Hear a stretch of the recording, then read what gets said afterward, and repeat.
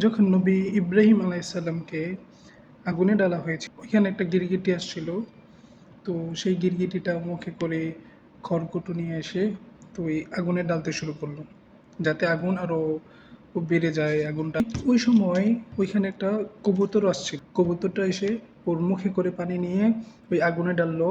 ও চেষ্টা করতেছে, ওই কবুতরটার মুখে কতটুকুই পানি পানি আসবে, হয়তো হয়তো এক ড্রপ, হার্ডলি এক ড্রপ। তো ও কবুতরটা ওই পানিটা দিয়ে ও চেষ্টা করতেছে আগুনটা নিবানোর জন্য। তো তখন সেই কবুতরটা জানে যে এতটুকু পানি দিয়ে ও আগুনটা নিবানো সম্ভব না। এই আগুন যখন আল্লাহ তাআলা যখন চাইবে তখনই আগুনটা নিভবে। তো এখন কিছু মানুষ বলবে যে বয়কট করে কি হবে, আমরা একাই বয়কট করে কি করব, বয়কট করছি বা কেন। ওকে, তো আপনাকে এখন ডিসাইড করতে হবে যে আপনি ওই কবুতর হতে চান নাকি গিরগিটি।